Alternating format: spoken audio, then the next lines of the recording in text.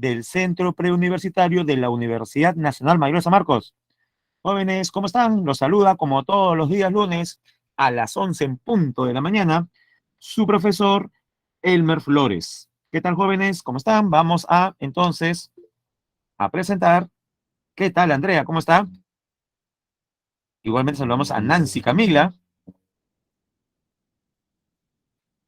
y por intermedio de sus dos compañeras hago extensivo el saludo a todos los demás, como Ángel Raúl también, que nos está saludando en este momento. Bien, vamos a buscar el material un ratito. Esperen algunos segundos. Paciencia y buen humor, por favor. Vamos a ver, vamos a ver. Qué raro. Ya lo tenía abierto ya. Un ratito, ¿ya? Ah, acá está.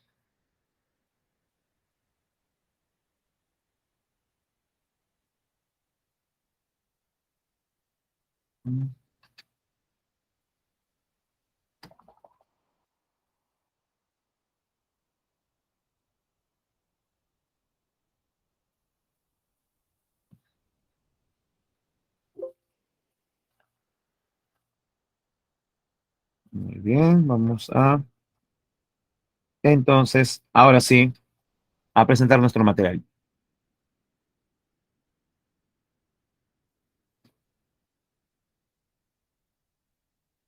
Mis jóvenes, ahí lo pueden ver.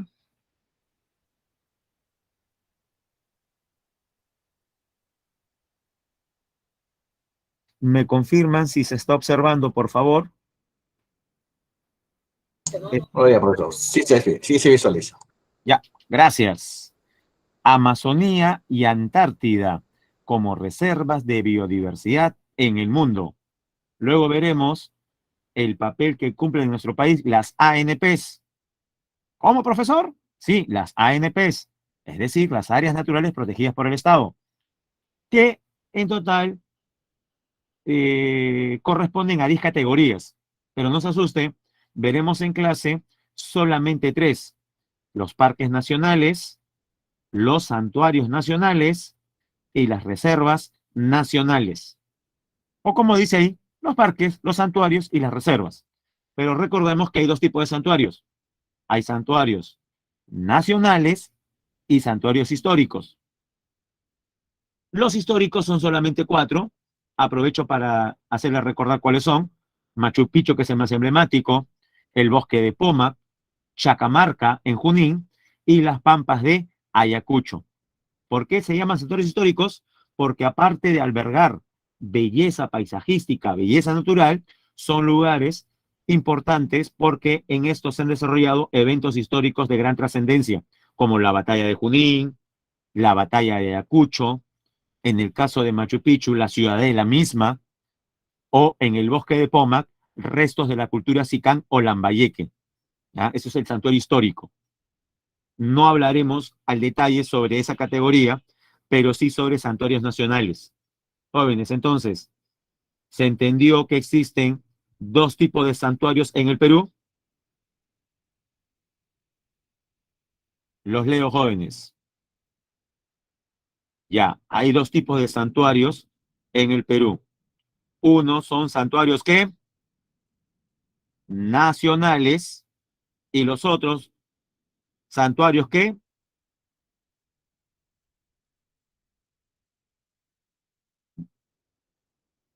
Y los otros jóvenes santuarios históricos, por supuesto.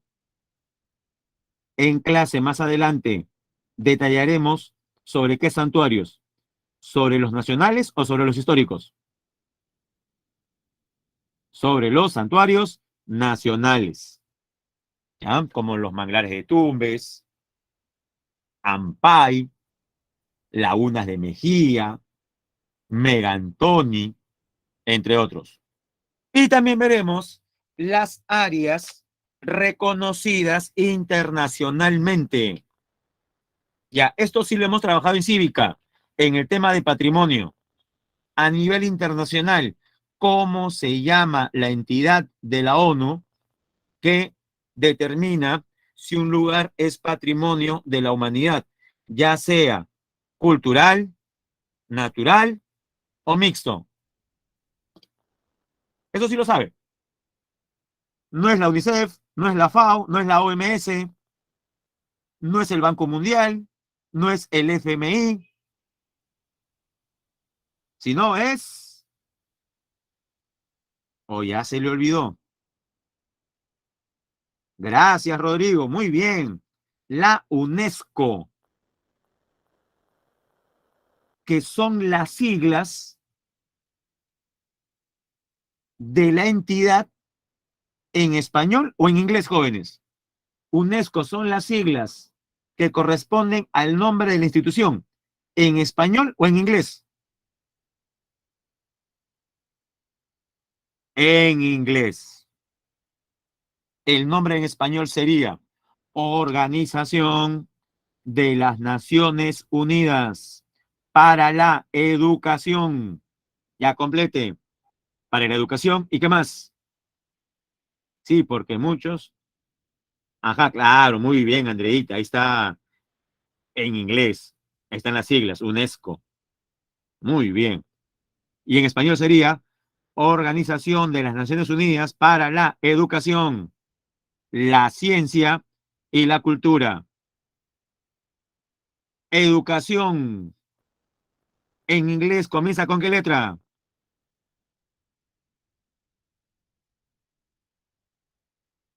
Claro, con la E. Por eso es que en UNESCO está la letra E.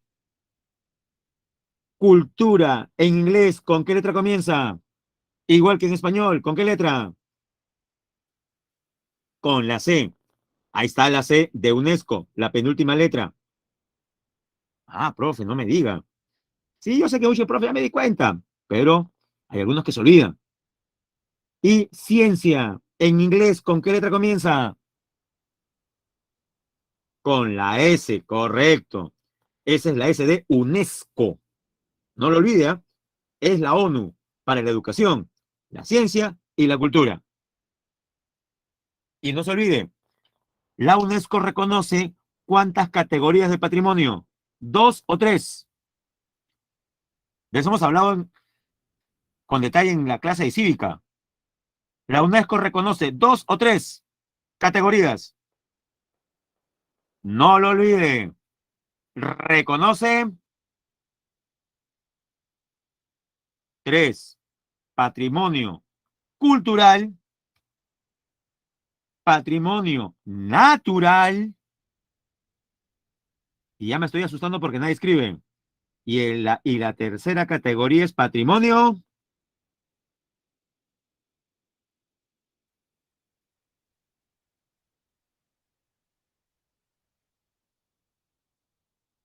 Y la tercera categoría es patrimonio. ¿Nadie? Ya les ayudo. Es la combinación de natural y cultural.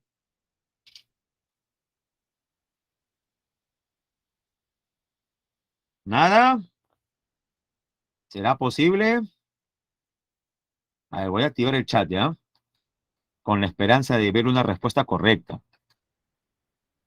Nada, la última persona que ha escrito ha sido Andrea. Ah, ya, muy bien, Ángel. Muy bien. Patrimonio mixto, no lo olvide. ¿Qué pasó? La tercera categoría es patrimonio mixto. Ejemplo en el Perú, Machu Picchu. Para la UNESCO, Machu Picchu es un ejemplo de patrimonio mixto. Muy bien. Ahora sí, jóvenes.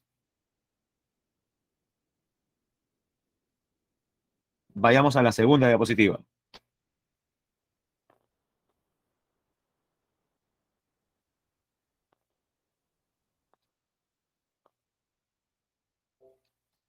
Ya.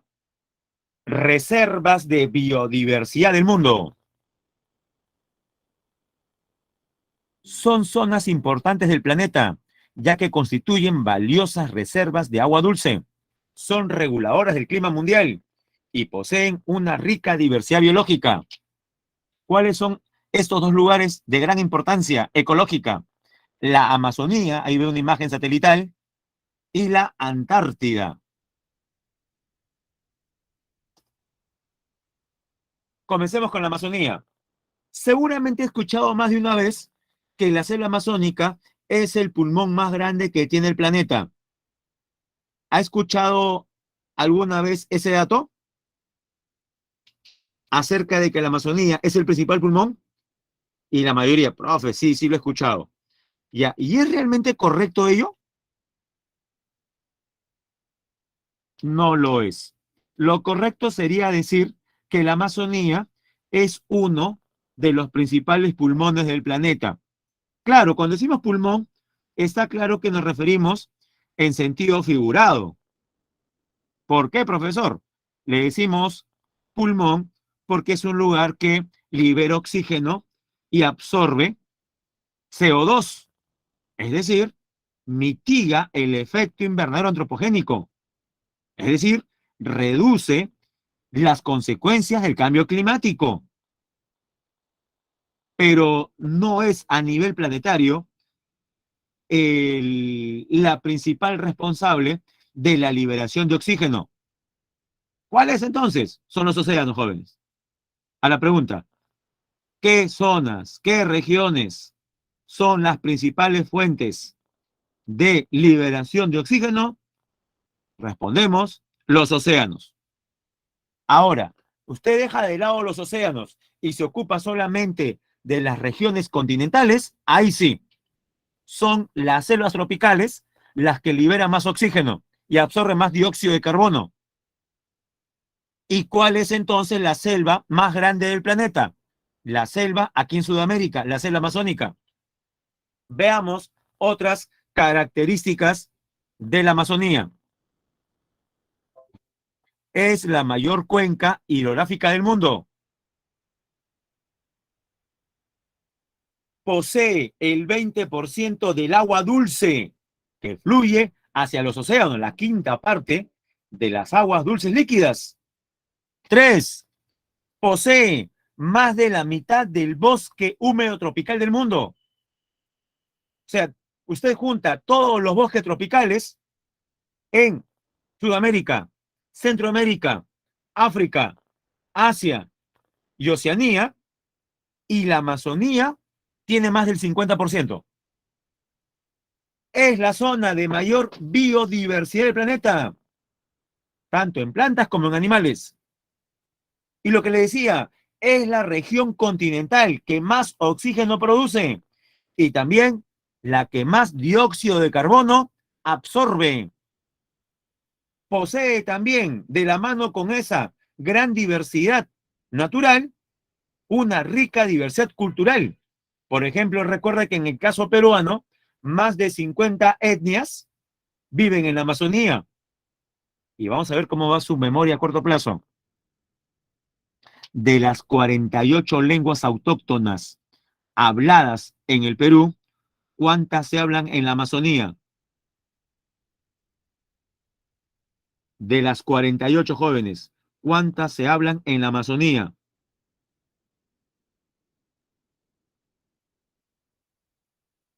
Tibio, Rodrigo, tibio, tibio, muy tibio. Correcto, Nayeli. 44, no lo olviden. 4-4. 44 salen en la Amazonía, siendo las más habladas el Ashaninka, el Aguajún o Aguaruna, y en tercer lugar, el Shipibo Conibo. Las otras 4 que completan 48 se hablan en la sierra y están encabezadas por el quechua y el aymara. Ahora bien, la Amazonía es importante, todos lo sabemos, pero siempre la Amazonía estuvo protegida por algún tratado o norma, no siempre. Es más, es tardía su preservación. Data del año 1978, año en el cual se firma el Tratado de Cooperación Amazónica, integrado por 8 países que forman la OTCA. ¿Qué es la OTCA? La OTCA, la Organización del Tratado de Cooperación Amazónica, por donde se extiende. integrado por los 8 países por donde se extiende la Amazonía.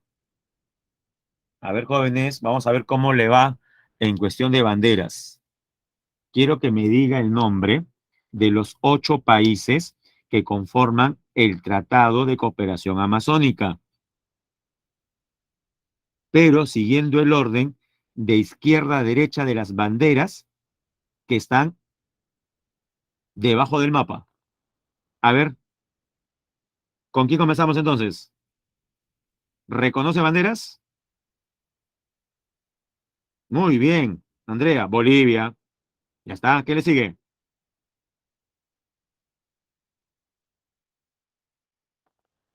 Brasil, claro. Ya van 2. Brasil. Tercero. Uy, profe, ya me confundí porque hay 3 países que tienen la misma bandera. Si se fija bien, no es la misma bandera. Hay diferencias. Correcto. Cuando usted vea que el amarillo, el color amarillo, es más amplio que en las otras 2 banderas y además no presenta ningún símbolo o escudo en el centro, estamos hablando de Colombia. El tercero es Colombia. El que sí presenta escudo en el medio es Ecuador. Ya van 4. Quinto, antes de Perú, tenemos la bandera de quién?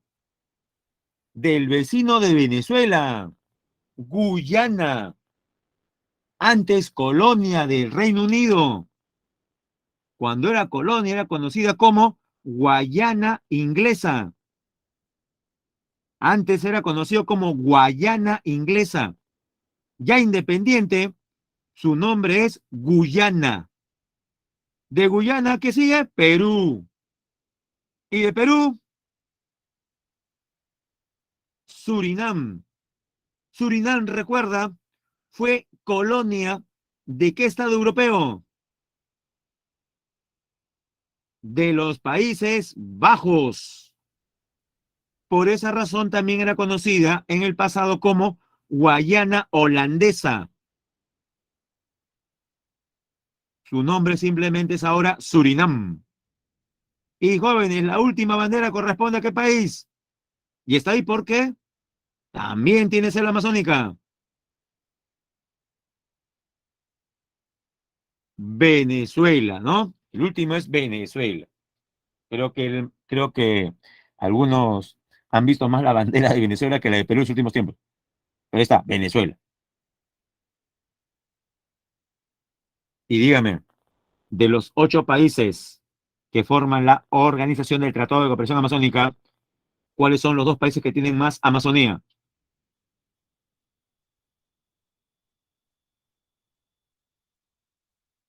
Primero Brasil y el segundo, dígalo, dígalo, escríbalo en todo caso. Y el segundo, ¿cuál es el segundo que tiene más Amazonía? Nada. Perú. El Perú es el segundo que tiene más Amazonía, no lo olvide. Prosigamos.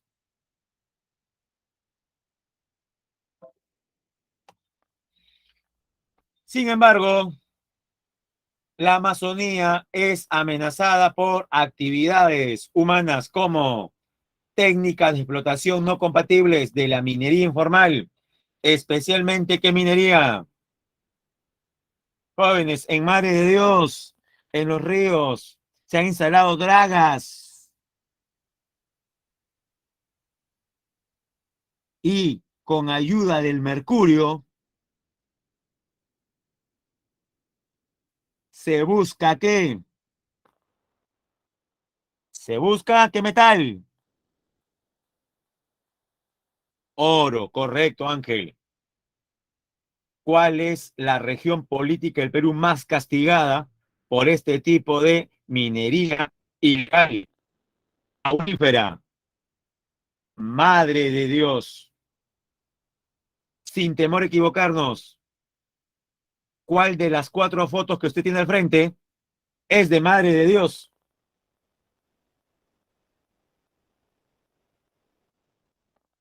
La primera de la izquierda, de la parte inferior. De las cuatro,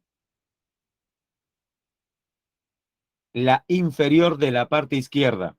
Miren lo que han hecho los mineros ilegales.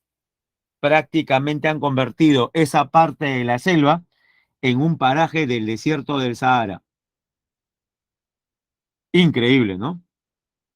Pero también tenemos otras actividades humanas que amenazan a la Amazonía. Dos, instalación de industrias sin estudios de impacto ambiental, aumento de las vías de transporte, carreteras, aumento de la densidad demográfica urbana, mayor presión de la población sobre el entorno y la agricultura migratoria que se manifiesta a través de la tala y la quema.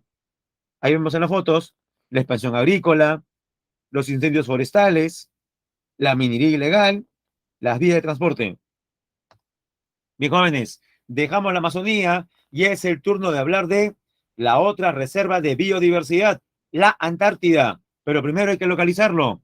La Antártida está situada completamente en el hemisferio sur, casi enteramente al sur del Círculo Polar Antártico y está rodeada por el océano glacial Antártico. Bien. Eh, Voy a hacer una pregunta con respecto a la semana 1. ¿Recuerda nuestra clase en la primera semana, jóvenes? Sí, cuando usted era 11 semanas más joven. Y aquella vez usted es ahora 11 semanas más viejo. La pregunta es la siguiente.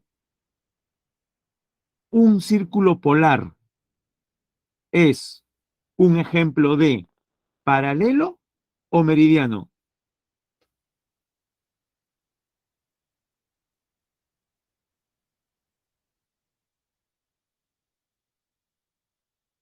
Correcto, es un paralelo.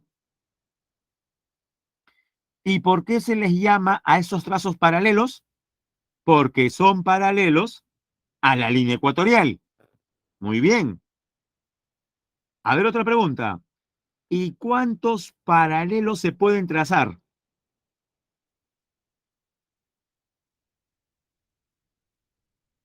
Espero que no caiga.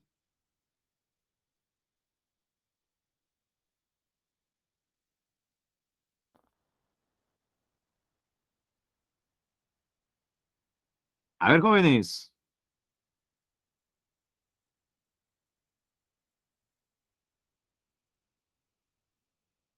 Cayeron algunos, ¿ah? Andrea y Ángel, ¿ya? El dúo dinámico. Andrea, Ángel, An, la dupla An, acertó. Jóvenes, son imaginarios, infinitos. Se pueden trazar infinitos paralelos. ¿Qué pasó? Ya, profe, no me grite. No, no le estoy gritando. Pero no puede caer tan fácil. Se pueden trazar infinitos paralelos, infinitos meridianos. Ahora, ¿cuántos son los más importantes? Ahí sí, los más importantes son 4. Bueno, Celina, 5. Ya le entiendo, Celina, 5. Si es que tomamos como paralelo al Ecuador, ¿no? Porque algunos le llaman al Ecuador el paralelo mayor, claro. Sí, como el Ecuador es como un paralelo, podría ser 5. Pero sin contar al Ecuador, que es el círculo máximo también, serían 4. Pero está bien la idea, Celina. Está bien. ¿Y cuáles son esos 4? Se dividen en 2 grupos. 2 son trópicos y 2 son círculos polares. 2, sí. El del norte, Cáncer. Y el del sur, Capricornio. Ya, eso con respecto a trópicos. Y no olviden, los trópicos, ¿qué latitudes poseen? ¿23 grados o 66? Los trópicos, ¿qué latitudes poseen? 23 grados con 27 minutos. En cambio, los círculos polares, que también son 2, el del norte, ártico, y el del sur, antártico, correcto, Andreita, tienen como valor de latitud 66 grados 33 minutos. Recuerda que yo le dije en la semana 1 que memorice ese ángulo. Recuerda eso en la primera clase que le sugerí, que le aconsejé. Bueno, algunos sí lo hicieron, porque fue automático. ¿Verdad, profe? No es muy difícil, ¿ah? Memorizar 6633. De nuevo, ¿le parece muy complicado guardar esa información? 6633. Me parece que no, pero en todo caso lo tiene. 66 grados 33 minutos.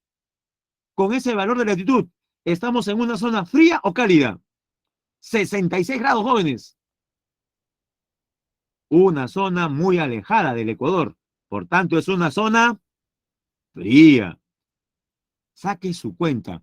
Si aquí nomás en Lima, con la latitud que tenemos, usted se siente morir, sí, porque algunos de ustedes en este momento seguramente están así, doble media, con guantes, los varones, BBD, polo, chaleco, chompa, casaca, y encima envuelto como fardo funerario Paracas, con una frazada de tigre, un tigre ya medio borroso ya se va a salir el tigre ya de la frazada ya. Ujú. Y con calentador debajo de luz encima. Y no estoy mintiendo, les apuesto que ver que están así. Sí, profe, no me exhiba de esa manera. Bueno, hay gente que es muy friolenta, pues también, ¿no? Gente que es muy friolenta. Todo, además todo depende de que se encuentre en el estado más óptimo, ¿no? El punto es, el paralelo que pasa por Lima, ¿cuántos grados tiene, cree usted? Ya, más fácil. ¿Qué latitud posee Lima? Les dije también varias veces. La latitud de Lima es 12 grados. Si a 12 grados del Ecuador usted siente este frío, imagínese cómo será a 66 grados del Ecuador. Gélido, ¿no? Temperaturas bajo cero. Ya. Bien, jóvenes, eso fue algo para recordar la semana 1. ¿Y recuerda cuál fue el tema que desarrollamos en la semana 2?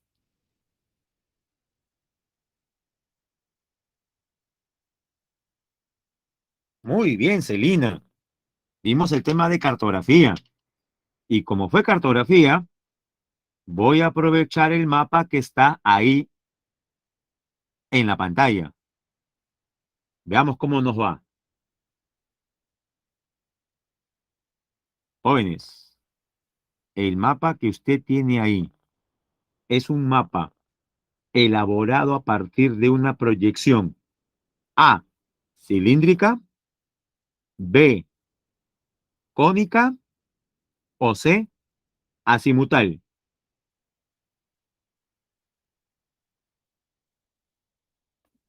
Muy bien, azimutal. ¿Ah? No, Celina. Cilíndrica, no lo olvide, es una proyección idónea para territorios, para países, para regiones de baja latitud. O sea, tipo Perú, tipo Ecuador, tipo Indonesia, tipo la República Democrática del Congo. Países ubicados cerca o en la línea ecuatorial. Pero jóvenes, ¿la Antártida está cerca del Ecuador? Desde luego que no. Para zonas como el Polo Norte o el Polo Sur, y el Polo Sur está en la Antártida, se recomienda que el plano, que el papel, sea tangente a uno de los polos. Y el resultado será el que vemos a continuación. No lo olvide, el mapa que usted tiene ahí es un mapa de proyección azimutal. Ah, respondió azimutal. Pero hay tres tipos de azimutales: ecuatorial, oblicuo y polar. ¿Cuál sería la respuesta? ¿Azimutal qué?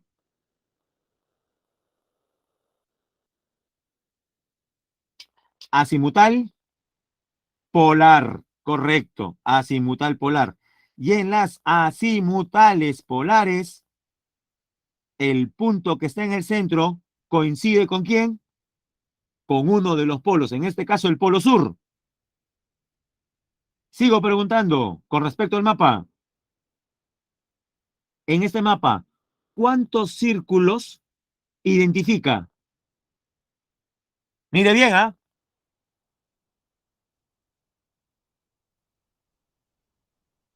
Correcto, Andrea, son 4.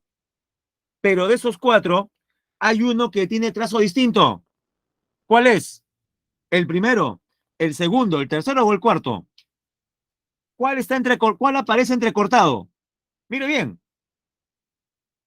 ¿Cuál aparece entrecortado? Ah, cuando digo primero, segundo, tercero, cuarto, lo digo contando primero desde el más interno, ¿ya? Por si acaso, lo digo contando desde el más interno. Sería el tercero, claro. Correcto, Andrea, sí, eso pensé. Claro, uno era profe, depende, pues, no, yo quiero contar desde afuera, pues. Ah, ya está bien. Se puede contar desde afuera también. Pero ahora digo, tomando en cuenta que el primero es el más interno, sería el tercero. El tercero aparece entrecortado. Jóvenes, el tercero es el Círculo Polar Antártico. ¿Se había dado cuenta de eso? ¿Se había percatado? Por supuesto. Es más, alguien dirá, profe, además aparecen letras pequeñas. Sí, es verdad. Pero como hay algunos que son medio cegatones, o como digo siempre, tienen ahí una chuleta en el ojo y no logran leer, bueno, el tercer círculo concéntrico es el Círculo Polar Antártico. Mire bien el mapa. Este Círculo Polar Antártico envuelve completamente a la Antártida, la envuelve al 100%. Por la parte oriental, usted diría, profe, por la parte oriental, todito. Pero por la parte, profe, occidental, casi. Ajá. Pero hay una parte que la corta, ¿no? Sí, profe, todo por culpa del apendicitis de la Antártida. Dígame usted si no parece apendicitis eso. O yo estoy loco, jóvenes. ¿No da la impresión que la Antártida tiene una especie de protuberancia? Ya, profe, no, más parece una colita. Parece no una cola, jóvenes, un apéndice. Y se llama Península Antártica.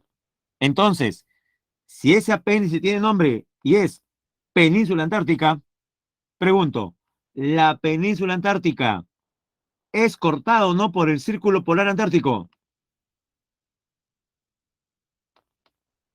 ¿Llega o no llega a cortar? Llega a cortar.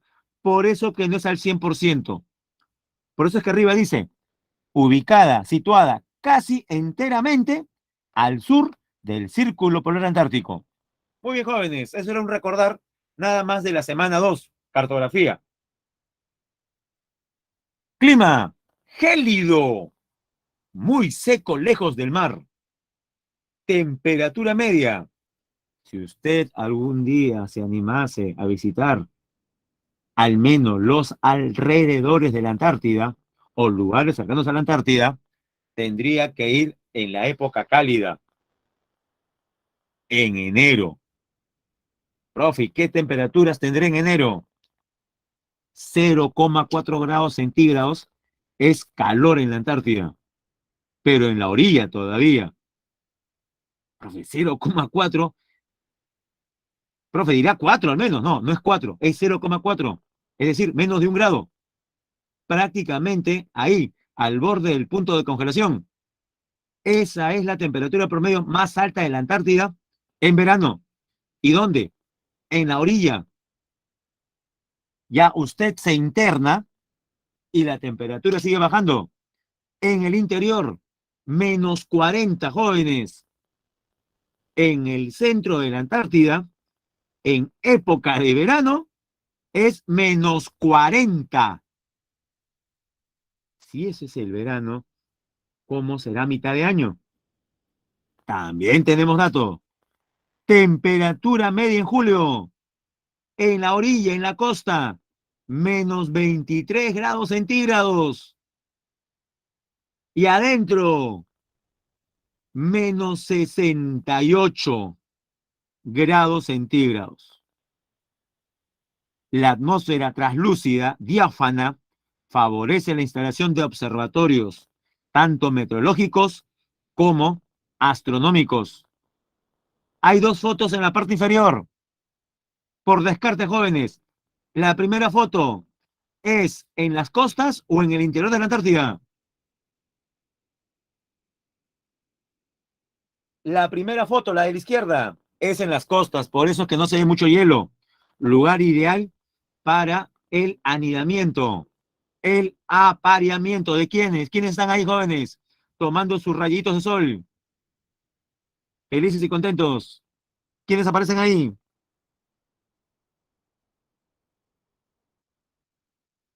Los pingüinos, en mancha. Y dígame, la segunda foto corresponde a las costas o al interior de la Antártida.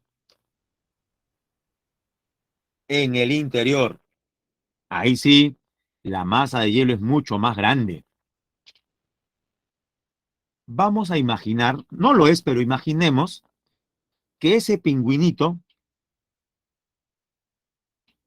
que ha quedado solo y abandonado estuviese exactamente en el polo sur, en el punto llamado polo sur, como sale en el mapa de la izquierda. ¿Cuánto cree usted que habría que escarbar de hielo para llegar a la roca madre? A ver, lance una cifra. En el centro de la Antártida, ¿cuál es el grosor de la capa de hielo? Porque debajo hay roca. No vaya a pensar usted que la Antártida es como un iceberg, 100% hielo, no. El hielo reposa sobre una región continental. Ya, la cifra es esta, jóvenes. En el centro de la Antártida, el espesor de la capa de hielo es de más o menos 3 kilómetros. Es decir, 3.000 metros. La Antártida, no lo olvide entonces, es la principal reserva de agua dulce en estado sólido. Muy bien, prosigamos. ¿Y con qué recursos cuenta la Antártida? No lo olvide, mayor reserva de agua dulce criogénica del planeta, o sea, en estado sólido. La flora es escasa y solamente la encontramos ¿dónde? En el 2% del territorio. Dígame, este 2% donde encontramos algo de flora, ¿corresponde a las costas o al interior? A las costas nuevamente, a la parte litoral. Así es, Ángel. Fauna. Pingüinos, gaviotas, albatros, cormoranes. Las cuatro que he mencionado, aves. Vamos por los mamíferos. Focas, ballenas azules, orcas, cachalotes. Y además completamos con los peces, como el bacalao antártico. El krill es la especie marina más importante. ¿Por qué? Porque este crustáceo microscópico sirve de alimento prácticamente para todos, para orcas, para cachalotes, para peces o para la misma ballena azul. Al costado del krill, ¿quién aparece en la imagen? No es una ballena azul, no es un cachalote, es una orca, correcto, es una orca. Sí, la orca de Liberen a Willy. Oye, esa película es recontra ñeja. Qué bien que sepa de la existencia de esa película. Les apuesto que lo han visto con sus padres. Y les apuesto que sus padres prácticamente los obligó. Y les dijo, Estas eran películas de mi época. Esta la vi con tu abuelo y con tu abuela. Familiar. Es bonito el mensaje. Pero es una película de los años 80. Una de los 80. Más de 40 años tiene esa película. Liberen a Willy. Muy bien. Ah, pero la foto en cuestión no solamente la muestro para que usted vea la horca. Está la horca prácticamente en pleno, previos al almuerzo. ¿Por qué digo que la horca está previo al almuerzo? Mire bien la foto. La horca, así es, ha salido a flote justo en una zona, en una plataforma de hielo donde reposa una foca. Y las focas son o no el alimento de las orcas. Así es, jóvenes. Incluso hubo un tiempo que a la orca le llamaban ballena asesina. Una de las grandes preguntas que algunos se hacen es, ¿quién ganaría en un duelo entre un tiburón blanco y una orca? Bueno, lo más probable, creo yo, es que gane una orca. Además, sería el enfrentamiento entre un mamífero, la orca es un mamífero, y un pez, como el tiburón. Pero bueno, ahí queda. Ahí en la derecha vemos un esquema de una cadena trófica en la Antártida. Sí, la mayoría se da por la orca, ¿no? No sé si usted tiene buena memoria y cuando usted estaba comenzando la primaria, en Discovery Channel había un programa que se basaba en el enfrentamiento entre diferentes especies. Creo que se llamaba Lucha Animal, se llamaba el programa, o algo así, o Duelo de Titanes, no sé, algo por ahí. Era un programa de, ese sí recuerdo era de Discovery. Profe, no me diga que hacían pelear animales. Lo que hacían era llamar a un especialista sobre cada tipo de animal. Este presentaba ciertos datos y lo metían a la computadora. Y era en la computadora donde la inteligencia artificial y los algoritmos se cargaban de reproducir la lucha entre estos animales. En Netflix dice que siguen pasando, ¿no? Claro. Creo que se llamaba Duelo de Titanes, creo que se llamaba. Si alguien tiene la confirmación, me lo dice. No, animales salvajes no creo. No, no, ese sí no. Ah, también, claro, de Animal Planet Extremo. Bueno, se lo recuerdo.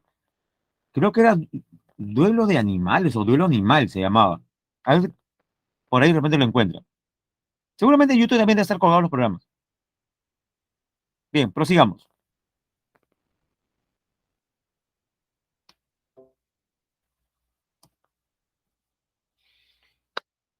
Y así como la Amazonía cuenta con una legislación, la Antártida cuenta con un tratado. En la actualidad, ¿cuántos países conforman el Tratado Antártico? Ahí lo puede leer. ¿Cuántos jóvenes?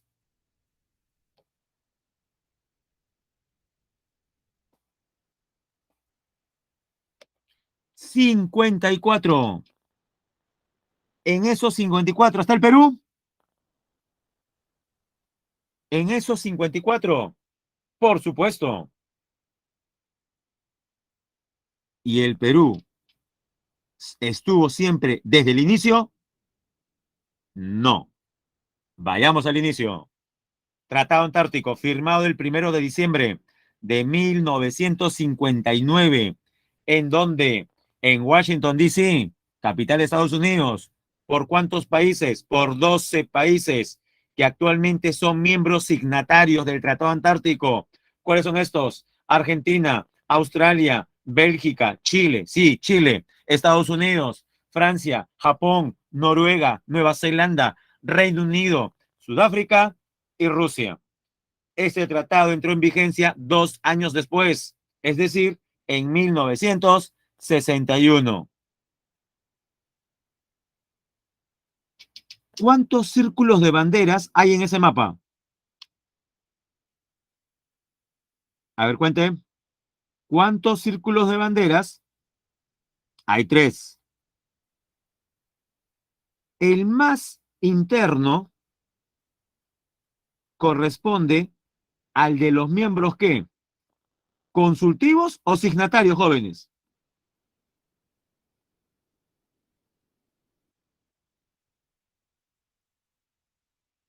El primer círculo de banderas, el más interior, jóvenes, si se percata, coincide con los 12 signatarios. Ahí no está el Perú. Pero dígame, aparece la bandera del Perú. Ya, Andrea pregunta. Y con su XD, ella también se responde. ¿Qué hace Estados Unidos ahí? Ah, ya, es una afirmación. Ah, correcto. Ya, está bien, está bien. Pero con respecto a Estados Unidos, recordemos también algo. 1959. Estamos en plena guerra, ¿qué? ¿Cómo se llama este periodo? Bipolar entre 1945 y 1991. La Guerra Fría. Entonces se entiende que en un contexto de Guerra Fría, Estados Unidos y Rusia estén en todos lados.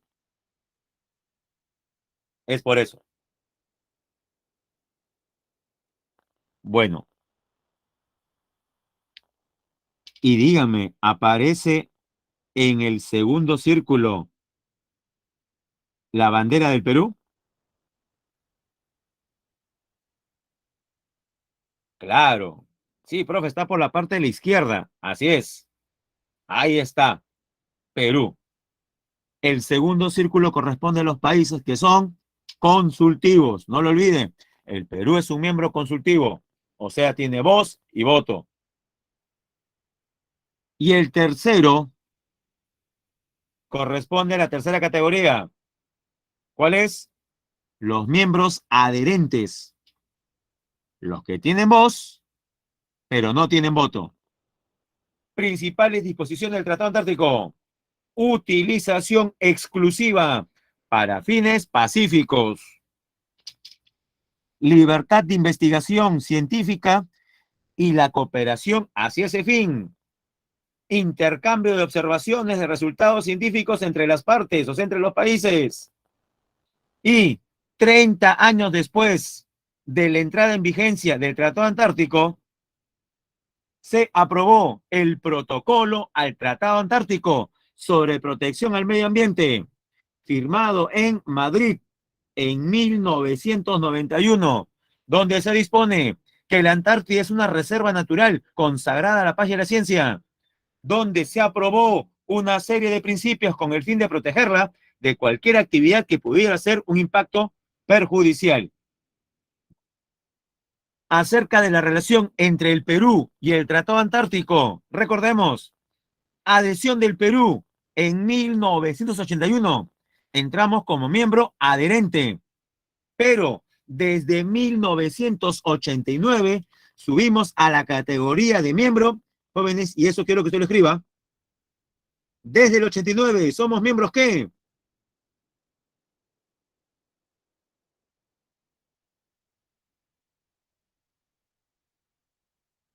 Correcto. Somos miembros consultivos. Así es, Andrea. Con voz y voto. Consultivo. Base científica. La Estación Científica Antártica Machu Picchu, en la isla Rey Jorge. Ahí vemos fotos de la base, en la izquierda. ¿Y cómo se llama el organismo peruano encargado sobre estos temas? El INAMPE, el Instituto Antártico Peruano, que depende del Ministerio de Relaciones Exteriores. El buque oceanográfico que lleva científicos peruanos una vez al año a la Antártida es el VAP Carrasco. Y las expediciones científicas rumbo a la Antártida reciben el nombre de ANTAR. Así tenemos. Ah, mira, la primera foto es de la estación Machu Picchu. La segunda imagen corresponde a una foto tomada desde atrás. Ahí se ve la misma base de Machu Picchu a orillas del océano. Y la tercera foto corresponde al Carrasco. Bien, la 28ª campaña científica del Perú a la Antártida, ANTAR 28, es parte del programa de actividades que viene realizando el Perú en el continente antártico desde el año 1989, donde fue reconocido como miembro consultivo del Tratado Antártico. ANTAR 28 se llevó a cabo entre el 30 de diciembre de 2021 y el 17 de marzo de este año. Jóvenes, ¿esto qué significa? Que nuestros científicos pasaron año nuevo en su casa.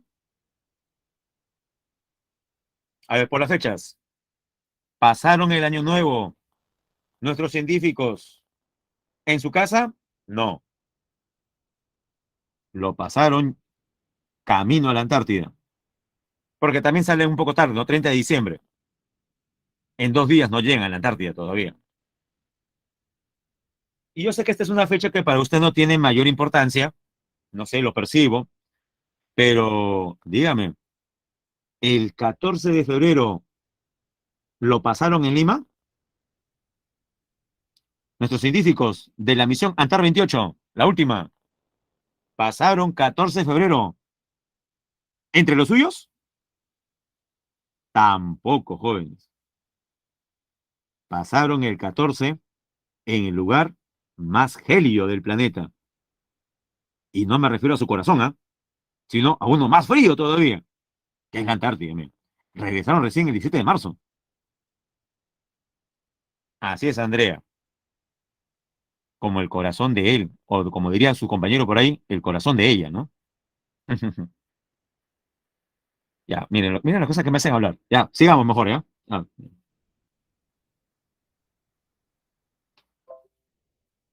se vacilan ustedes, ¿no? Bien, jóvenes, y llegamos a las ANPs. Sí, sí, mire, eso pasa por hablar. Mire, hablar del corazón de ustedes, mire, ya me dio frío ya. No tenía frío, ya me dio frío ya.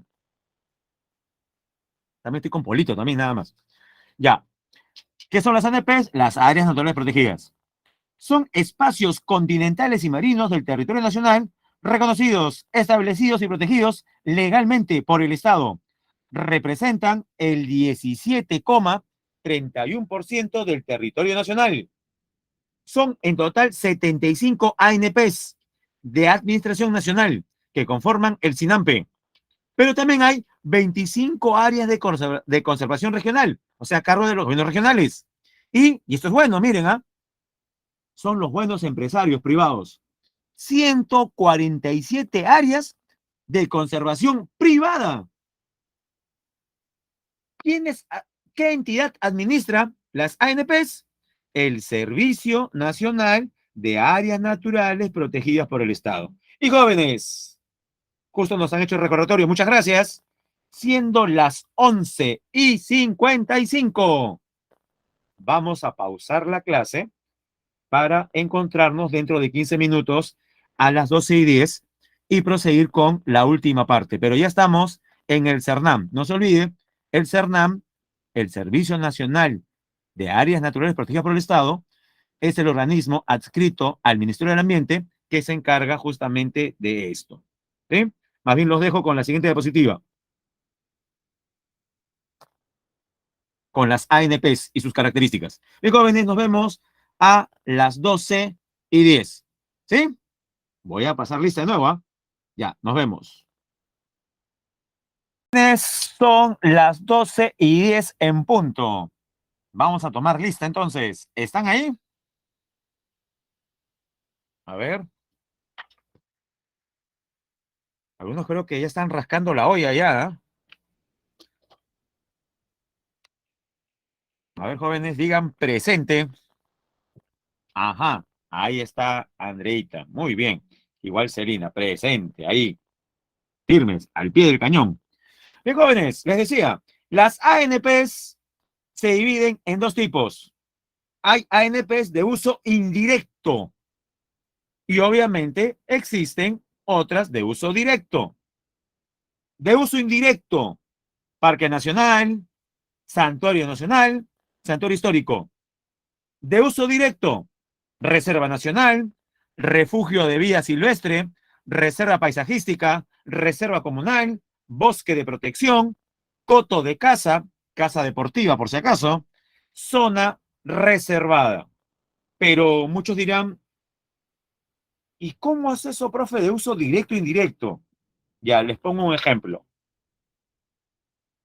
Todos ustedes saben de la existencia de una reserva nacional ubicada en Ayacucho, donde los comuneros, con permiso de las autoridades pertinentes, pueden trasquilar a las vicuñas y con la fibra obtenida elaborar textiles como bufandas y chompas.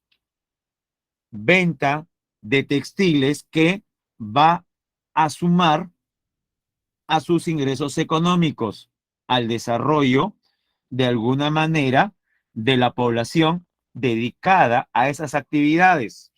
Pregunto yo, en el ejemplo que he dado, ¿se advierte un uso directo o indirecto del recurso vicuña?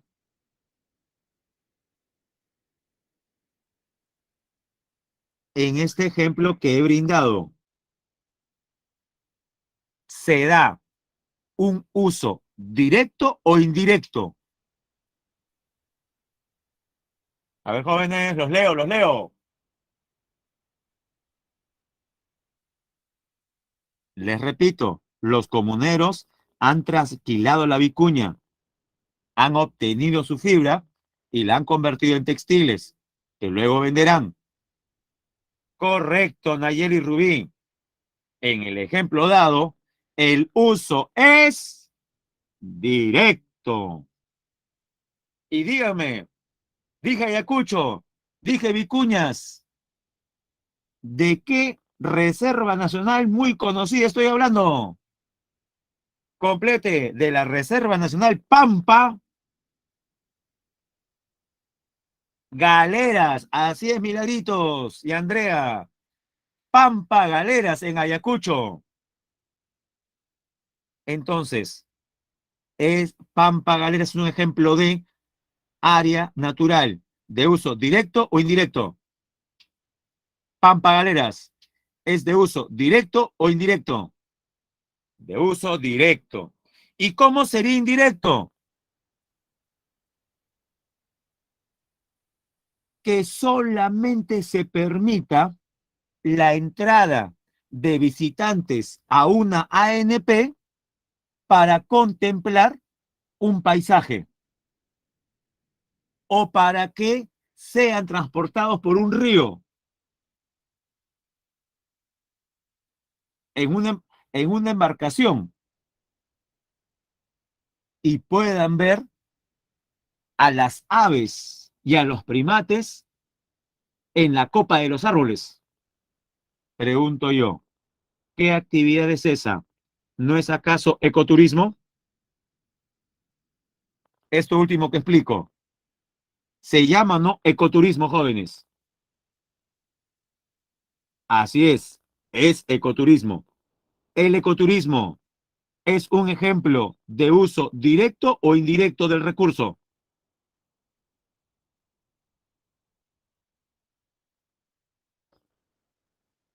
Correcto, Andrea. El ecoturismo es un ejemplo de uso indirecto, porque no estamos explotando en sí mismo el recurso, lo estamos contemplando. Jóvenes, entonces con estos dos últimos ejemplos, ¿se ha entendido la diferencia entre un tipo y el otro? Bueno, espero que sí. Son ejemplos muy marcados. Importancia de las ANPs. Permiten la conservación de la diversidad biológica. Presentan interés cultural, paisajístico y científico. Contribuyen al desarrollo sostenible. Y no olvide, cada 17 de octubre se celebra el Día de las ANPs en el Perú.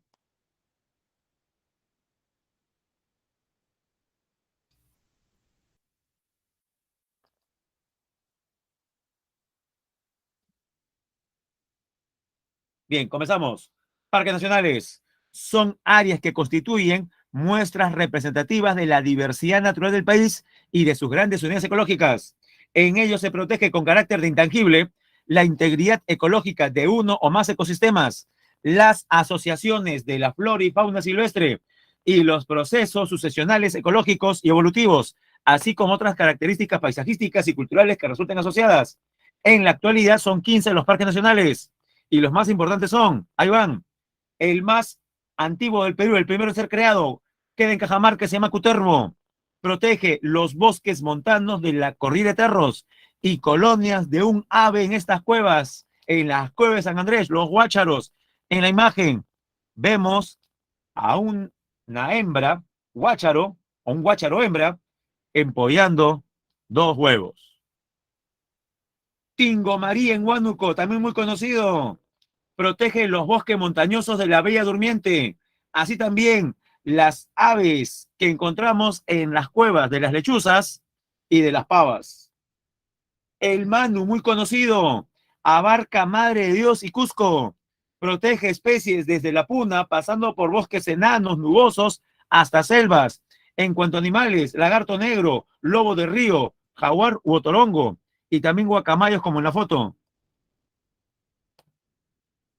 Huascarán en Ancash protege rodales de Puyo Raimondi, bosques de quiñuales. En cuanto a animalitos, cóndor, el gato andino. Cerros de Amotape, entre Tumbes y Piura, protege los bosques secos. La nutria, el cocodrilo de Tumbes o cocodrilo americano y el coto mono o mono aullador o mono coto de Tumbes. Parque Nacional Río Abiseo en San Martín. A pesar de estar en San Martín, encontramos restos de la cultura chachapoyas.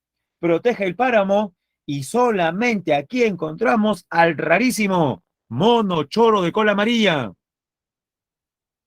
Alto Purús, la ANP más extensa del Perú. Abarca Ucayali, Madre de Dios, muy cerca de la frontera con Brasil. Bosque húmedo tropical. En cuanto a animales, lobo de río, como en la foto, la tortuga charapa y el guacamayo verde de cabeza celeste. Más parques nacionales. Yanachaga, Chemichén en la selva de Pasco. Protege el páramo, bosques nubosos y montanos. Encontramos aquí un árbol llamado Ulcumanu. Y en cuanto a animales, el tucán, el gallito de las rocas, está en la foto, las pavas de monte. Bajuaja Sonene, entre Puno y Madre de Dios, protege bosques montanos, selvas y especialmente la sabana de palmeras. Esto lo vimos la semana pasada. Jóvenes, ¿qué animalito aparece para el Parque Nacional Bajuaja Sonene? ¿Es o no correcto, Ángel? Es el lobo de crin, una de las especies representativas endémicas de la sabana de palmeras. Muy bien, lobo de crin. Y la última, Parque Nacional Cordillera Azul, que es la más interdepartamental porque abarca Loreto, San Martín, Ucayali y Huánuco. Protege bosques montanos y de colina con abundantes palmeras, caoba, cero y tornillo. En cuanto a animales, guacamayo, águila, pava de monte, el oso andino, nutria y el sajino. Ahora, santuarios nacionales.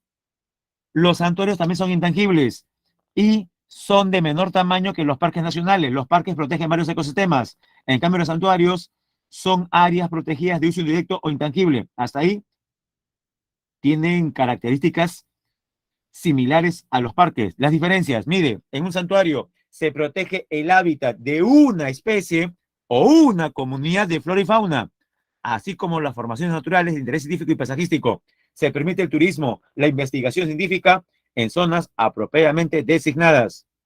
Lo más importante es Guayay en Pasco, que protege el bosque de piedras, también aguas termales, bosques de queñuales, Calipuy en La Libertad, el santuario de Calipuy, protege rodales de Puyo Raimondi, Ampay en Apurímac. Solamente aquí encontramos una conífera llamada Intimpa Romerillo. Megantoni en Cusco, 10 zonas de vía que albergan bosques intactos. Encontramos aquí un lugar sagrado para el pueblo machiguenga, el Pongo de Mainique. Manglares de Tumbes, langostinos, conchas negras, cocodrilo de Tumbes, osito manglero, el oso hormiguero. Lagunas de Mejía en Arequipa. Como lagunas ubicadas en la costa, encontramos sus orillas totorales. Hay pantanos, monte ribereño, más de 200 aves entre migratorias y residentes. Es el turno de las reservas nacionales. Estas sí son de uso directo o tangible. Son áreas destinadas a la conservación de la diversidad biológica y la utilización de los recursos de flora y fauna silvestre, acuático, terrestre. En ellas se permite el aprovechamiento comercial de los recursos bajo planes de manejo aprobados, supervisados por la autoridad nacional competente. Los más importantes son la Chay en la región Lima, protege la formación de lomas, Calipuy, pero como reserva nacional, protege al guanaco y otros animales como el puma, la vizcacha, el venado gris y la perdiz. Tambopata en Madre de Dios, aguajales, pacales y bosques ribereños. En cuanto a animales, el lobo de río, la pacarana, que es un roedor, el yugunturo, que es el armadillo gigante, o los guacamayos, como los que están en la foto, picando en las colpas. Pampagaleras en Ayacucho, ya hemos hablado sobre esto. Pacaya Samiria en Loreto, protegemos en Pacaya Samiria al delfín del río Rosado, también llamado delfín cabeza de botella, a la tortuga charapa, monos, paiche y otras variedades de peces, como pirañas, por ejemplo, y palometas. En la foto, el lagarto negro. Salinas y Aguada Blanca, entre Arequipa y Moquegua, bosques de queñuales y yareta, animales, la pariguano flamenco, la vicuña, la taruca. Últimas reservas nacionales, Paracas en Ica. Protegemos aquí aves guaneras, la pariguana, el cóndor andino, mamíferos, el lobo marino, el delfín, la ballena. También tenemos tortuga, gato marino o chungungo. San Fernando en Ica protege ecosistemas marino costeros que abarcan las ecorregiones mar frío y desierto del Pacífico. Jóvenes, aquí sí le voy a preguntar por la foto. ¿Qué ave aparece para la Reserva Nacional de San Fernando? Mire la foto, de las tres, la del medio. ¿Qué ave aparece ahí con las alas desplegadas? Muchos dicen, los mal hablados dirán, profe, es un gallinazo. No es un gallinazo. Es su primo mayor. Se parece a los gallinazos en que también son carroñeros. Pertenecen a la familia de los catártidos. Sí, jóvenes, es un cóndor. En San Fernando se pueden ver cóndores. Profe, pero los cóndores son de la sierra. Pero jóvenes, al ser aves, pueden migrar hacia diferentes regiones. Esta es una de las zonas que más les gustan a los cóndores. La Reserva de San Fernando. Usted se imagina estar por la playa y verse frente a frente con un cóndor y este con las alas extendidas que alcanzan los 3,5 metros de envergadura. Qué miedo, ¿no? Pero no se asuste. Lo más probable es que no le pase nada. Lo más probable. Ya saben, San Fernando, en Ica, usted encontrará cóndores. Y una de las últimas a ser creada, la Reserva Nacional Dorsal de Nazca, ecosistema marino, protege especies como la pota es una especie de calamar, perico, bonito, jurel, tiburón azul, pez espada, atún, aleta amarilla, caballa, pero también hay especies migratorias como los albatros de Salvín y la ballena azul, entre otros. La UNESCO reconoce a lugares que por ser muestras representativas deben ser protegidos. Les llama reservas de biosfera. Son áreas geográficas representativas que se caracterizan por ser sitios en los que se valora y protege su biodiversidad. Además, albergan comunidades humanas. Algunas funciones de una reserva de biosfera: conservación de los ecosistemas y la variación genética, fomento del desarrollo económico y humano sostenible, servir de ejemplos de educación y capacitación en cuestiones de desarrollo sostenible. Son 7 reservas de biosfera en el Perú. Noroeste, Amotape, Manglares, eso es en Tumbes. El Gran Pajatén, San Martín. Huascarán, Ancash. Oxapampa, Yanica, Yanecha, Selva de Pasco. Abrir Ibrahim. Bueno, como abarca el Ibrahim, abarca sectores de Apurímac, de Ayacucho, entre otros. Bosque de neblina en la selva central y el Manu. Sobre patrimonio mundial natural, son lugares de la Tierra con un valor universal excepcional. Gracias a la Convención del Patrimonio Mundial, ratificada por 190 países, estos sitios naturales gozan de asistencia técnica y económica para combatir las amenazas. La lista del patrimonio mundial está conformada por, en total, 1.073 sitios. La mayoría son culturales, 832. Le siguen los naturales, con 206, y los mixtos, que son en total 35. Bien, jóvenes, tenemos la primera pregunta. A ver cómo nos va. ¿Qué dice? La Amazonía, con sus más de 7.4 millones, 7.4 millones de kilómetros cuadrados, se convierte en uno de los espacios continentales más importantes del mundo, pues es una de las principales reservas de agua dulce, fuente de una amplia biodiversidad, además de ser la región continental con mayor producción de oxígeno.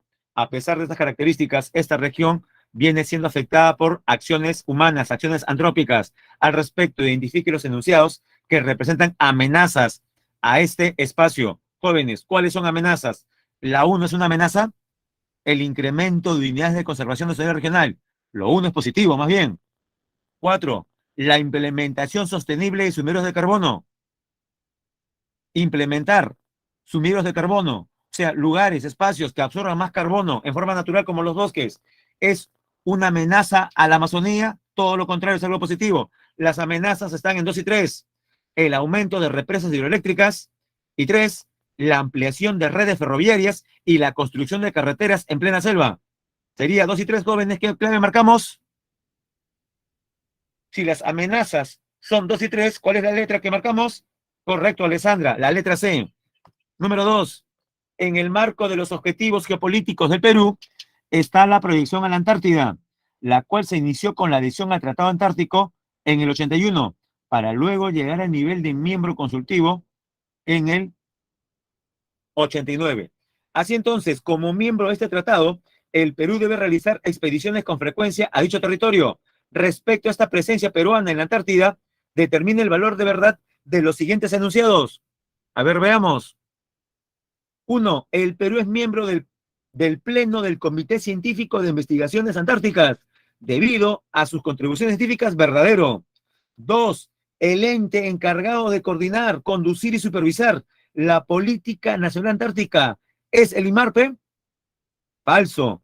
Es el INAMPE, el Instituto Antártico Peruano. 3.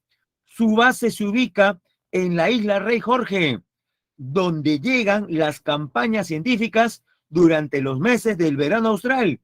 Verdadero. Y la 4, la instalación de una estación científica y la realización de las expediciones ANTAR categoriza al Perú como miembro signatario. Falso. Signatarios son los fundadores. Entonces en la 2 marcamos la letra D. Verdadero, falso, verdadero, falso. 3, qué fácil. Relacione, ¿qué es Pacaya Samiria? Una reserva nacional ubicada en Loreto. Megantoni es un santuario nacional ubicado en Cusco. Bajo Agasonene es un parque nacional que abarca Puno y Madre de Dios. Y el bosque de Pomac es uno de los 4 santuarios históricos. Queda en Lambayeque. Entonces en la 3, la clave es la letra B. 1C, 2D, 3A, 4B.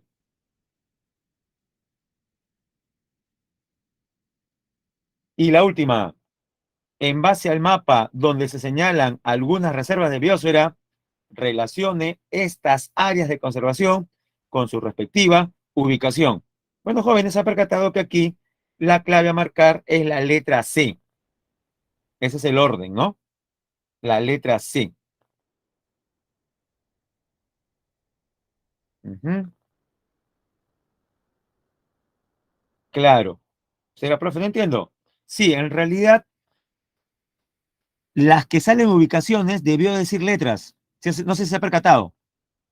O sea, en vez de uno A, en vez de 2 B. O sea, un A, Cusco, Madre de Dios. B, región Ancash. C, Amazonas, La Libertad de San Martín. Y D, región Pasco. Tomando en cuenta eso, en la 4 sale la letra C. Ahí están las claves, jóvenes. Voy a dejar de compartir. Y ahora vamos a presentar el PPT correspondiente al curso de Cívica.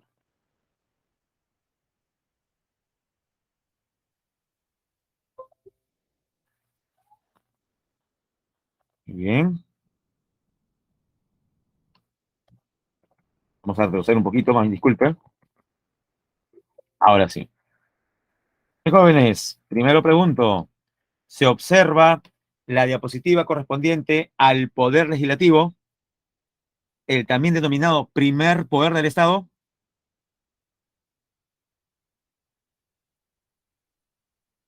A ver, jóvenes, ¿se observa sin problemas? Creo que sí, ¿no? Perfecto. Poder Legislativo. ¿Qué veremos? Organización, funciones y atribuciones.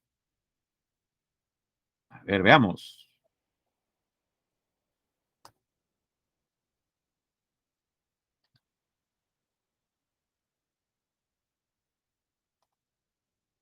Poder Legislativo. Su poder reside en el Congreso de la República y consta de una sola Cámara con 130 congresistas. O sea, jóvenes, nuestro Congreso es unicameral. Pregunta, antes del 5 de abril de 1992, también fue unicameral.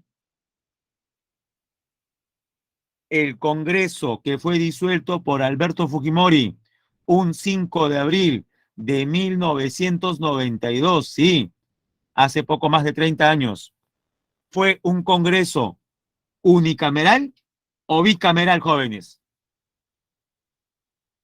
El actual es unicameral, así es, Milagros. El Congreso que fue disuelto ilegalmente hace 30 años fue un Congreso bicameral, es decir, contaba con dos cámaras, una cámara baja de debate, de elaboración de proyectos de ley, llamada Cámara de Diputados, y la otra de menor número, pero conformada por especialistas en derecho constitucional, la Cámara Reflexiva, que filtraba los proyectos de ley elaborados por los diputados. ¿Me puede decir el nombre de este segundo grupo de congresistas?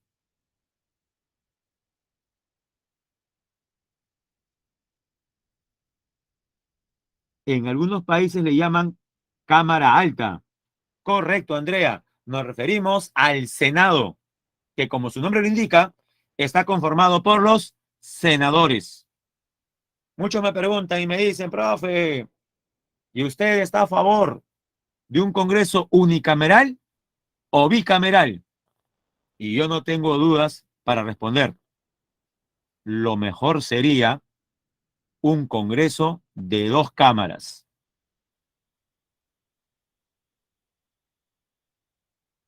Y ya sé que algunos están pensando, profe, entonces usted está en el lado oscuro de la fuerza.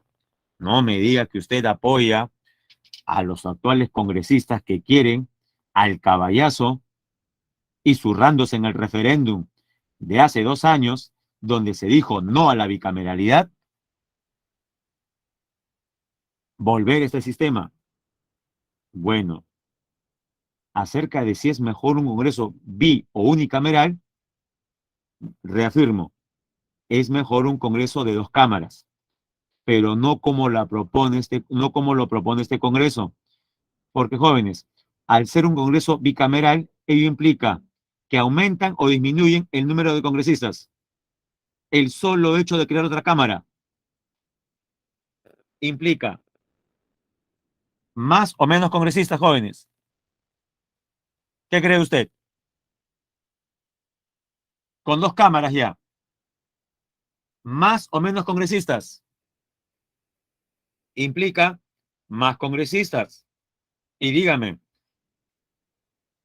¿la mayor parte de la población estará de acuerdo con que haya más congresistas? ¿Qué cree usted?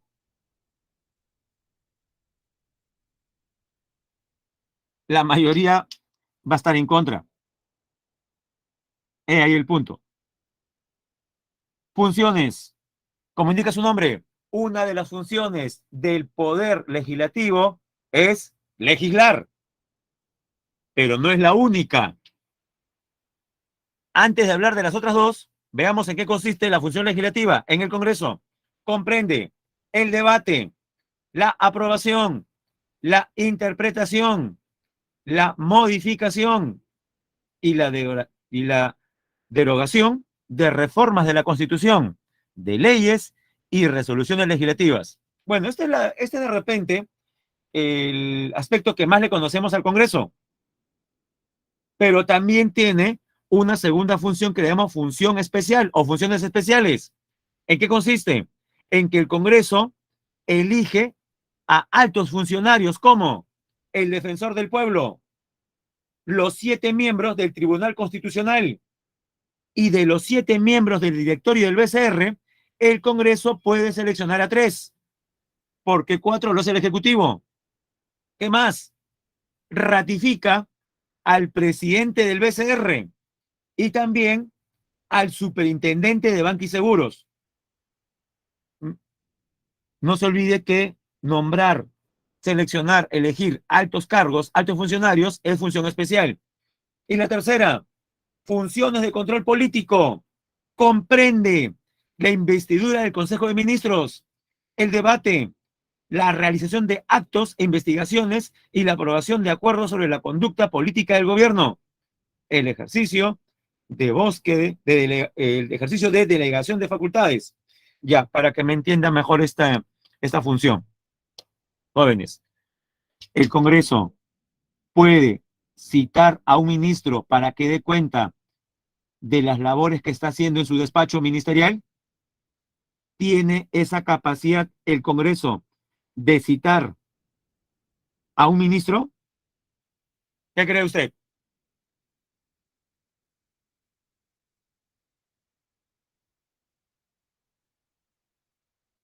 ¿Tiene el Congreso la fuerza para citar a un ministro?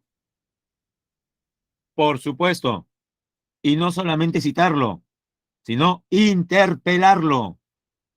Profe, ¿qué es eso? Interpelación. Interpelar es preguntar.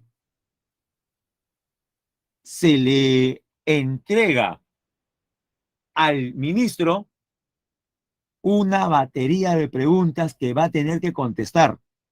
Muchas veces cuando un ministro va al Congreso y comienza a responder por las preguntas que se le ha hecho, para comenzar, las preguntas jóvenes pueden ser 40, 50, y el tiempo que emplea el ministro en responderlas puede iniciar desde las 9 de la mañana, terminar a las 9:10 de la noche y proseguirla hasta el día siguiente.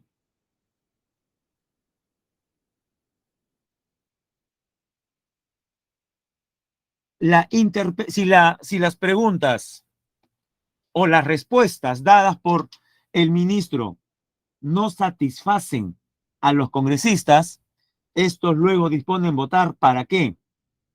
Para censurar a un ministro.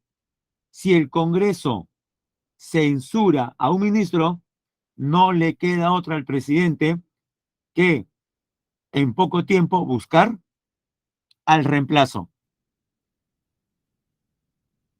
El Congreso puede censurar cuantas veces quiera a los ministros de un gobierno. Profe, pero así no se puede gobernar. O sea, si el Congreso comienza a censurar ministros, va a haber inestabilidad. Eso es cierto. Pero también es cierto que el Ejecutivo cuenta con una bala de plata. Sí, jóvenes, bala de plata, sí. Le explico a veces cómo se da. Un ministro ha sido interpelado y lo más probable es que sea censurado en votación. Pero el presidente considera que aquí hay una injusticia. Entonces, ¿qué puede hacer el presidente? Escuche bien, darle la cuestión de confianza a ese ministro. Profe, ¿y eso en qué consiste? Ya, se lo explico en términos sencillos. Cuando el presidente le da la confianza a ese ministro que va a ser interpelado y censurado, si el Congreso decide censurarlo, ya no solamente es una censura a ese ministro por la cuestión de confianza que le mencioné, significa que si el Congreso censura a ese ministro, es como censurar a todo el gabinete. ¿Entendió la jugada, jóvenes? ¿Entendieron la jugada? Ese es un as bajo la manga que tiene el Ejecutivo y es legal. O sea, de lo que hubiese sido una censura típica de un ministro, se convierte o se puede convertir en una censura a todo el gabinete. Profe, pero el Congreso lo hace ya. Cae todo el gabinete y el presidente tiene que reconformar otro. Lo hace. Pasan un par de meses y nuevamente el Congreso quiere hacerle la vida imposible a los ministros. Ante ello, nuevamente el presidente le da la confianza al ministerio que va a ser aparentemente censurado e interpelado. Pregunto yo, si el Congreso vuelve a censurar y decide que caiga un segundo gabinete, jóvenes, según la Constitución, ¿qué puede hacer el presidente?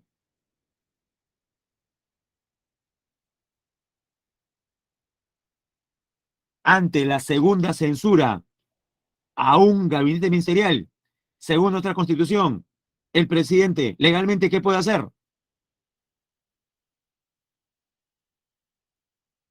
Correcto, Ángel. Puede, y lo digo silabiado, disolver. Disolver. Pero ahora sí, legalmente, el Congreso. Sigamos. Adelante. Sobre los congresistas, requisitos. A ver, apúntese. De repente se anima. Son 15.600 soles líquidos, jóvenes. Ser peruano de nacimiento. A ver, aquí. ¿Cumple con este requisito? Lo cumple. Check. Haber cumplido 25 años. La mayoría no. Pendiente. 3. Gozar del derecho de sufragio. Es decir, tener DNI y aparecer en el padrón electoral. Para ello, ¿qué se requiere? Tener mayoría de edad. Y aquí hay varios que tienen 18 años. Entonces tienen 2 de 3 requisitos. Muchos se preguntarán, profesor, ¿y los títulos? ¿Y los diplomas? Bueno, jóvenes, no es necesario. Representatividad. Los congresistas representan a la nación. Son elegidos por un periodo de 5 años. No hay reelección inmediata. No están sujetos a mandato imperativo ni interpelación. A ver, para que entienda. Los ministros están sujetos a mandato imperativo y a interpelación.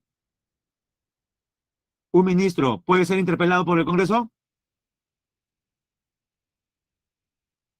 ¿Un ministro puede ser interpelado por el Congreso? Sí, lo hemos visto.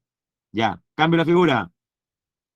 Un congresista puede ser interpelado por alguna autoridad.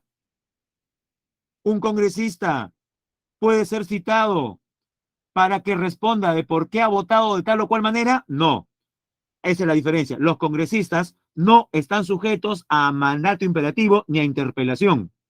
Son libres para ejercer, ¿no?, su labor. Sobre los congresistas, el procesamiento por la comisión de delitos comunes imputados, ¿a quién corresponde? Durante el ejercicio de su mandato, compete a la Corte Suprema de Justicia del Poder Judicial.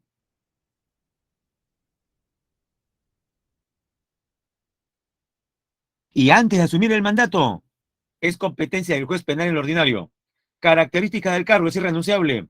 Es incompatible con el ejercicio de cualquier otra función pública. O sea, si usted es congresista, no puede ser alcalde, regidor, no puede ser militar, no puede ser policía, no puede tener ninguna función pública, excepto una. ¿Cuál es?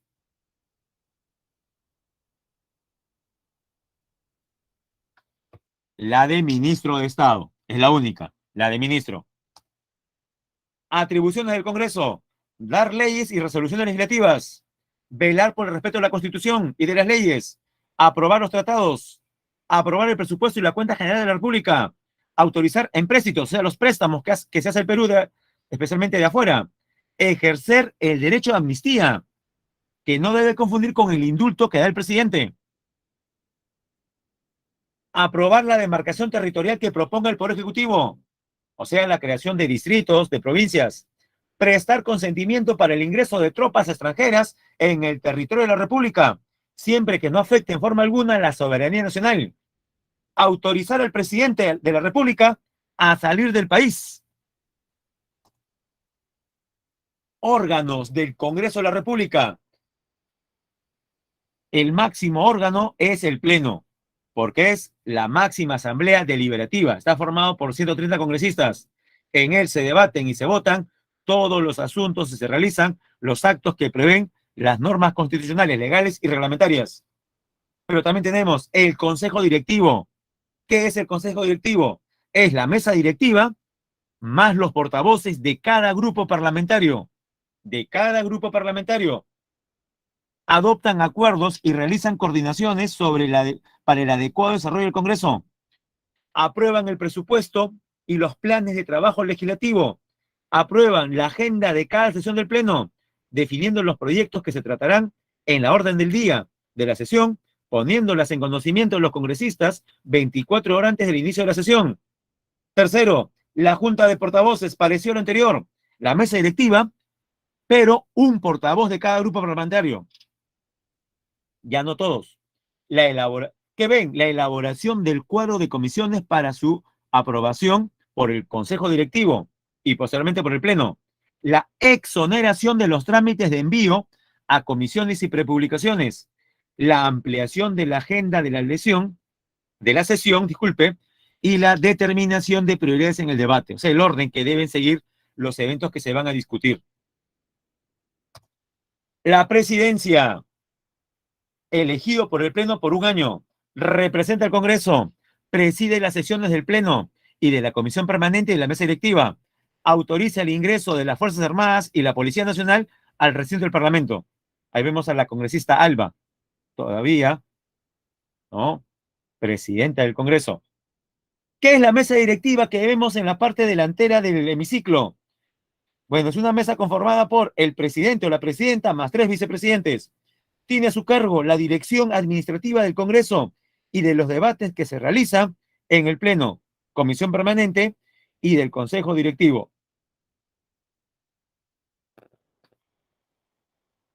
Comisiones parlamentarias, también llamadas la mayoría ordinarias, son grupos de trabajo especializados cuya función principal es el seguimiento y fiscalización del funcionamiento de los órganos estatales. Estudian y dictaminan los proyectos de ley. Se encargan también de la absolución de consultas en asuntos vinculados con su materia. Existen comisiones ordinarias, de investigación y especiales. Así como comisiones, el Congreso tiene una comisión permanente ¿Por qué se llama comisión permanente? Porque siempre funciona. Se instala dentro de los 15 días útiles posteriores a la instalación del primer periodo ordinario de sesiones. Está presidido por el presidente del Congreso y conformada por no menos de 20 congresistas. O sea, el menor número es 20 y el máximo no debe exceder el 25% del número total. 25% es la cuarta parte. Del número total es 130. ¿Cuánto sería, jóvenes? A ver, divida. 130 entre 4, ¿cuánto sale? Lo que hay es el tope máximo de congresistas que puede tener la comisión permanente. Ya dividido, me imagino, ¿no? 130 entre 4, ¿cuánto sale?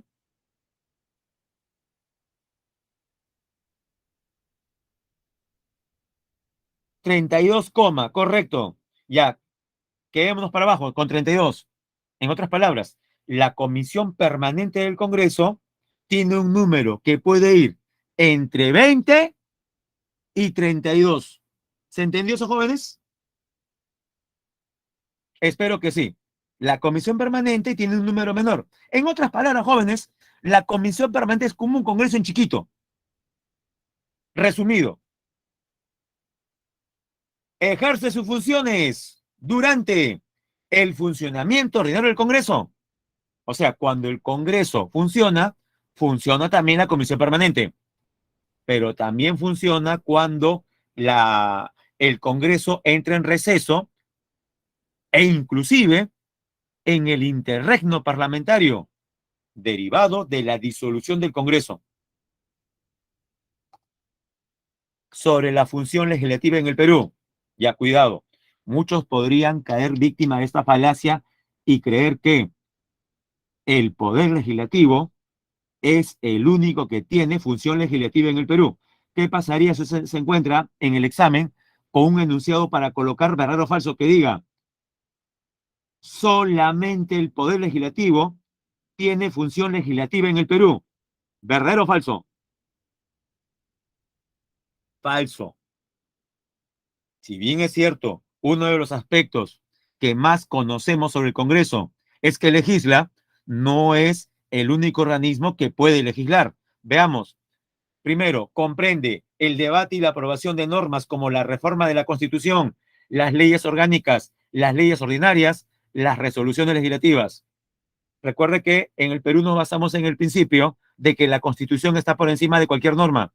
La Constitución es la ley fundamental sobre la que se rige el derecho, la justicia y las normas del país. Asimismo, determina la estructura y organización del Estado peruano. Debajo de la Constitución tenemos normas jurídicas como las leyes orgánicas, las leyes ordinarias y las resoluciones legislativas.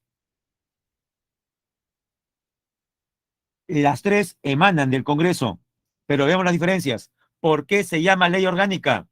Se llama ley orgánica porque es una ley por la cual se crea un organismo.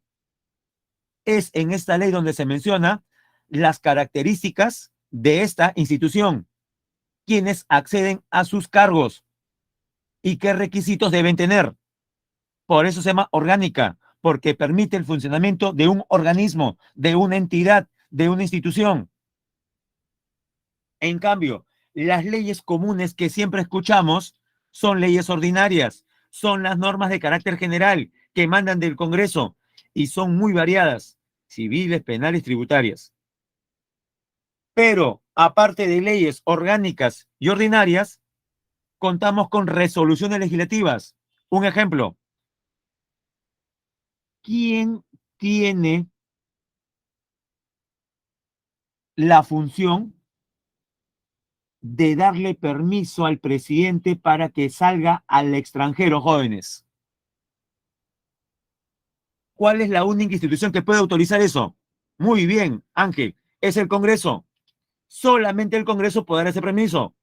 Ahora pregunto, si el Congreso decide darle el permiso al presidente, ¿este permiso se materializa con una ley o una resolución? ¿Cree usted que sea necesario hacer una ley para darle permiso al presidente para que se vaya de viaje? No tendría lógica. Muy bien dicho. Para eso se emite una resolución.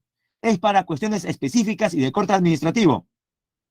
¿Se entiende, jóvenes, la razón de ser de una resolución y su diferencia con una ley? Creo que sí, ¿no? En todo caso, leo lo que tenemos en teoría. Resolución legislativa son normas emitidas por el Congreso con la finalidad de regular algunos temas específicos o la materialización de decisiones de efectos particulares. Clarísimo, jóvenes. Ahora se entiende mejor. Sobre la función legislativa en el Perú, nuevamente, ¿quiénes tienen iniciativa legislativa? No solamente el Congreso, el presidente de la República, los congresistas, así como los otros poderes del Estado, las instituciones públicas autónomas, los OCA, los municipios, los gobiernos regionales y los colegios profesionales. También los ciudadanos tienen la capacidad para presentar proyectos de ley ante el Congreso. Claro, con las firmas al respecto, ¿no? Que son más o menos 80,000. Delegación de funciones. Hay momentos en los cuales el Congreso le permite al Ejecutivo legislar. Se llama delegación de funciones. Ahora, cuando el Ejecutivo tiene ese permiso del Congreso y elabora normas, estas no se llaman leyes, aunque tengan peso de ley, no se llaman leyes. ¿Cómo se llaman? Ahí lo puede leer. Se llaman decretos legislativos. Cuando el Ejecutivo tiene permiso del Congreso para legislar, su producción se llama decreto legislativo. Se trata de normas que derivan de la autorización expresa del Congreso al Poder Ejecutivo, al cual le otorga la facultad para legislar sobre materia específica y en un plazo determinado de tiempo. Y este es el proceso para la creación de leyes. ¿Cómo nace una ley? Primero, la Oficina de Trámite Documentario recibe, registra y enumera. Luego pasa a una comisión ordinaria, que puede ser la Comisión de Educación, la Comisión del Trabajo, la Comisión de Transporte, donde se realiza un exhaustivo estudio y emite sus dictámenes. Profe, ¿qué es eso? Emiten un dictamen, es una votación dentro de una comisión. O sea, si se aprueba o no se aprueba. Es filtrada. Luego, si es aprobada en la comisión respectiva, pasa al consejo directivo para que ordene y agende. ¿Y agende qué? Para que sea aprobada o rechazada en el pleno. Si es aprobada, se la envía el Congreso al Poder Ejecutivo para que el presidente promulgue la ley y ordene su publicación. Finalmente, se publica en el Diario Oficial del Peruano y la ley es vigente desde el día siguiente de su publicación. Así nació una ley, jóvenes. Y llegamos al ejercicio número 1. Espero que la última explicación haya quedado más o menos clara. En todo caso, retrocedo un peldaño para que pueda usted ver el proceso. Claro, lo que no he mencionado por tiempo son los cuadritos que están en rosado, que son las particularidades. Le menciono una de ellas, y usted lo ha escuchado. Cuando el Pleno del Congreso finalmente aprueba una ley, dijimos que es enviada al Poder Ejecutivo para que el presidente la promulgue. Pregunta, ¿el presidente está obligado siempre a promulgar la ley? No. La mayor parte de las veces lo hace. Pero ¿qué pasa si es una ley que claramente perjudica al mismo Ejecutivo? El presidente no solamente no la promulga, sino que se la puede regresar al Congreso.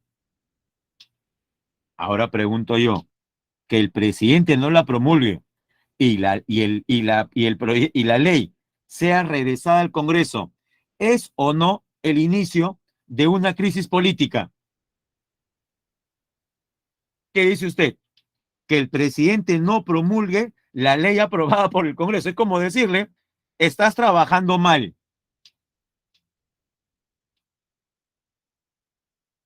Profe, ¿qué pasa ahí? Bueno, el Congreso tiene dos opciones. ¿Cuáles, profe? ¿Qué puede hacer el Congreso? Uno, hacerle caso al presidente y, y modificar la ley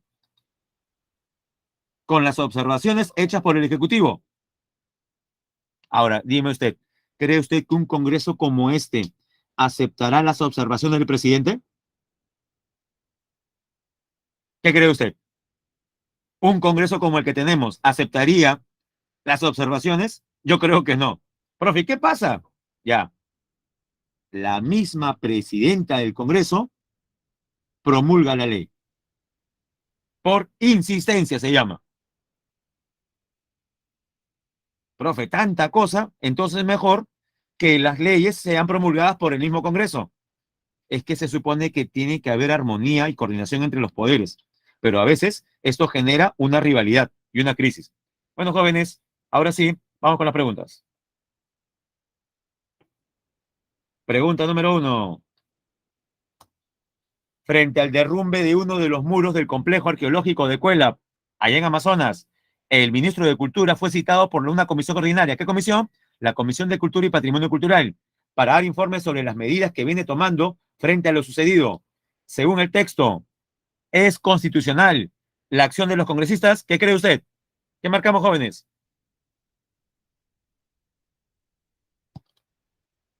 ¿Cuál es su clave? Y creo que todos marcan la letra C.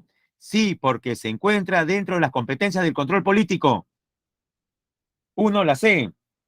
2, el Congreso de la República es el órgano de representación del Poder Legislativo y sus parlamentarios son elegidos por un periodo de 5 años. Sobre estos representantes de la nación, ¿es correcto afirmar que pueden renunciar a su cargo? Falso, es irrenunciable. Son responsables ante la autoridad ejecutiva y ante los órganos jurisdiccionales. En otras palabras, los congresistas tienen que dar cuenta ante el Poder Ejecutivo y ante el Poder Judicial. ¿Verdadero o falso, jóvenes? Lo segundo, los congresistas, ¿acaso están sujetos a mandato imperativo o a interpelación? No. Por eso es que la segunda también es falsa. 3, su periodo de suspensión es máximo de 120 días de legislatura. Verdadero. Y 4, su cargo solamente es compatible con la función de ministro de Estado. Verdadero. Jóvenes, ¿hay clave? Sí. ¿Qué clave es? La D. 3 y 4.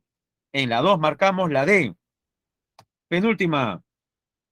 Ejercicio 3. Dentro de las acciones que tienen los congresistas se encuentra el formar parte de manera democrática de los distintos órganos parlamentarios. Uno de ellos es la mesa directiva. ¿Cuál es la función que le compete a este órgano? Y la clave correcta es la letra A. Dirige la administración del Congreso de la República. Y vamos por la última, jóvenes. Ejercicio 4. Bajo acuerdo multipartidario de una comisión ordinaria del Congreso, se aprobó un dictamen que propone modificaciones a la ley de la alerta Amber para el pronto rescate de menores de edad en desaparición. De lo descrito, determina el valor de verdad de los siguientes enunciados sobre el proceso de aprobación de dicha ley. Lo último que expliqué. A ver, veamos. La iniciativa del proyecto de ley fue propuesta por un parlamentario. Verdadero, por eso es que llega una comisión. 2, se realizó un estudio del proyecto de ley antes de la emisión del dictamen. Sí, en plena comisión. Verdadero. 3, el dictamen emitido será enviado directamente al Pleno para su aprobación. ¿Qué dice usted? Falso. Va al Consejo Directivo para que lo agende. Luego pasa al Pleno. 4, la ley entrará en vigencia inmediatamente después de que el presidente la firme. ¿Verdadero o falso, jóvenes? ¿Una ley entra en vigencia cuando el presidente la firma? No. ¿Cuándo entra en vigencia? ¿Un día después de qué? A ver, todos jóvenes. ¿Cuándo entra en vigencia una ley? Un día después de su Ya le ayudo. De su en el peruano. Un día después, correcto, Ángel, de su publicación. Un día después de su publicación en el diario El Peruano. Bien, jóvenes. Entonces, en la 4 que marcamos, la letra C. Verdadero, verdadero, falso, falso. Jóvenes, están las claves. 1C, 2D, 3A y 4C. Y son 1 y 5, 1 y 6. Muchas gracias, jóvenes. Voy a dejar de compartir.